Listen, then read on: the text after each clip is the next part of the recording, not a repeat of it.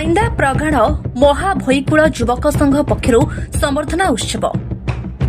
କଟକ ସଦର ବ୍ଲକ ଅନ୍ତର୍ଗତ କିଶନନଗର ପାଇନ୍ଦା ପ୍ରଗଣା ମହାଭୋଇକୂଳ ଯୁବକ ସଂଘ ପକ୍ଷରୁ ସ୍ଥାନୀୟ ଗିରିଧାରୀ ମଠ ପରିସରରେ ଏକ ସମ୍ବର୍ଦ୍ଧନା ଉତ୍ସବ ଅନୁଷ୍ଠିତ ହୋଇଯାଇଛି। ଏଥିରେ କୁଶକଣ୍ଟା ସ୍ଥିତ ସନ୍ଥ ବାହୁଡ଼ା ଦାସ ଭୋଇ ସମାଜ ବିକାଶ ପରିଷଦର ନୂତନ ଓ ପୁରାତନ କର୍ମକର୍ତ୍ତାଙ୍କୁ ସମ୍ବର୍ଦ୍ଧିତ କରାଯାଇଥିଲା। ଉପଦେଷ୍ଟା ସୁନାକର ଭୋଇ ସଭା ପରିଚାଳନା କରିଥିଲେ।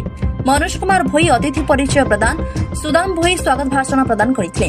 एही सभारे कुशकंटा भोई विकास परिषदर नूतन सभापति अभिमन्यु भोई, उपसभापति संजय समल और सुदाम भोई, कार्यकारी सभापति नरेंद्र कुमार भोई और विश्वनाथ भोई, संपादक विजयराम दास, सह संपादक अमीय बेहरा, कोषाध्यक्ष सुभाष चंद्र भोई, आईनी परामर्शदाता रमाकांत भोई, सुकांत भोई, प्रांतीय संगठक झरेन्द्र भोई, सह संगठक गोपाल दास, पूर्वतन सभापति गिरीश चंद्र नाइक, संपादक अतुल्य नाइक, कोषाध्यक्ष बाबुली भोई, कवि मागुणी भोई, कुशवन पत्रिकार संपादक सरोज भोई, संगठक कांदी नाइक, रुद्रनारायण भोई, प्रमोद कुमार भोई, मानस कुमार भोई और शुभेन्दु भोई अतिथि भाव जोग देइथिले।